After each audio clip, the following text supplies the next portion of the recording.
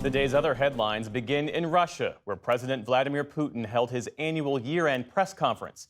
During the marathon session, more than 4 hours this year, Putin reaffirmed his commitment to continuing the war in Ukraine and hedged on the question of a potential arms race with the U.S.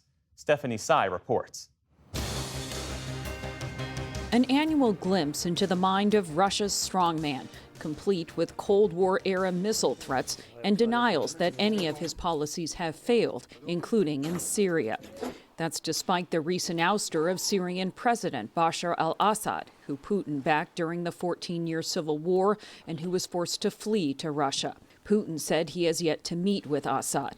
With Moscow's influence in the region sharply curtailed and the future of its 2 military bases in Syria unknown, Putin dismissed any notion of defeat to an NBC reporter.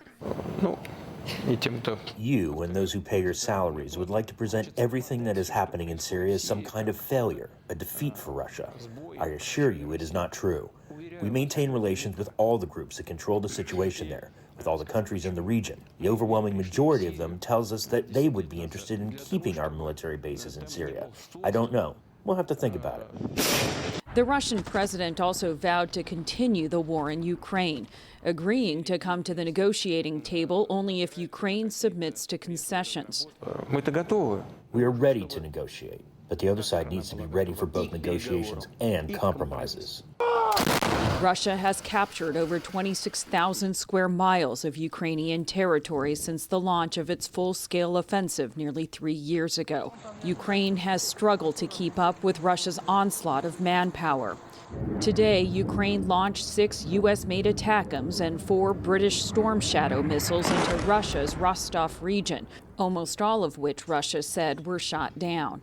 Putin also alluded to turning up the heat in an arms race with the U.S., claiming that the new hypersonic Oreshnik missile recently used on the Ukrainian city of Dnipro cannot be intercepted by Western air defenses, despite analysts' claims to the contrary. He suggested a missile duel might be in order.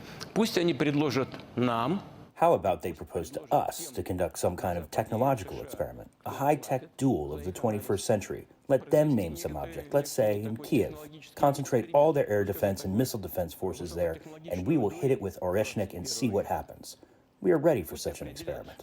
With President-elect Trump set to take office in less than a month and promising to make a deal to end the war, Putin denied he would be in a weaker position when and if they do meet, and said they had not spoken in 4 years. For the PBS NewsHour, I'm Stephanie Tsai. Also today, the man accused of killing United Healthcare CEO Brian Thompson returned to New York as he faces additional federal murder charges. It came just after suspect Luigi Mangione waived extradition in a court in Pennsylvania. That's where he was arrested while on the run earlier this month.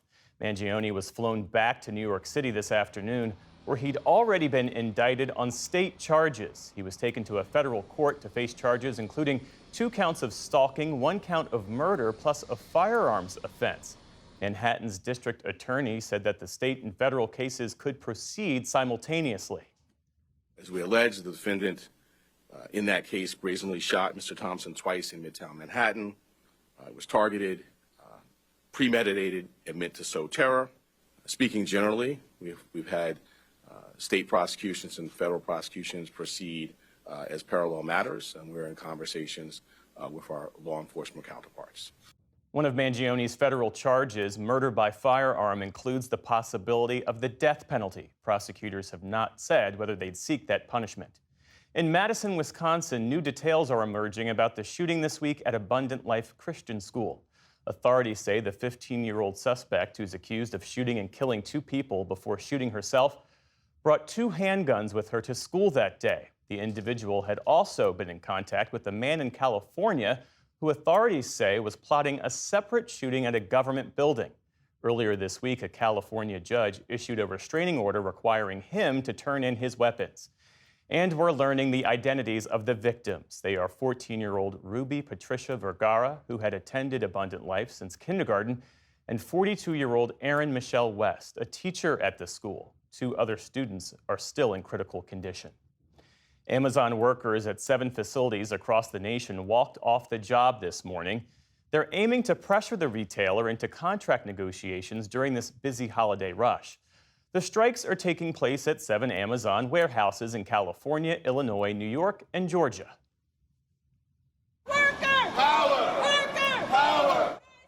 Workers were out well before the sun came up, forming picket lines by the dozens.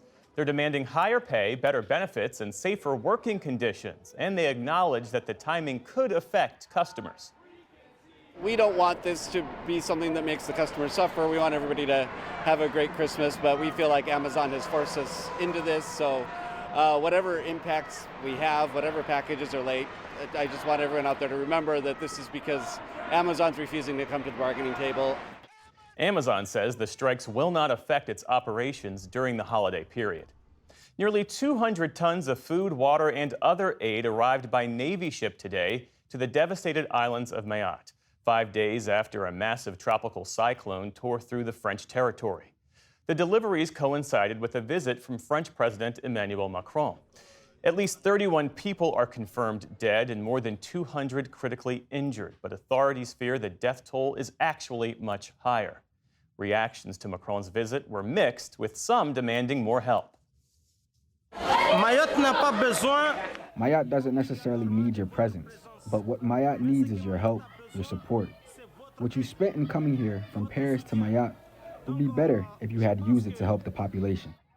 Meantime, dramatic new footage has emerged of frantic scenes in the Pacific island nation of Vanuatu. People had to rush to safety after a 7.3 magnitude earthquake struck its capital on Tuesday.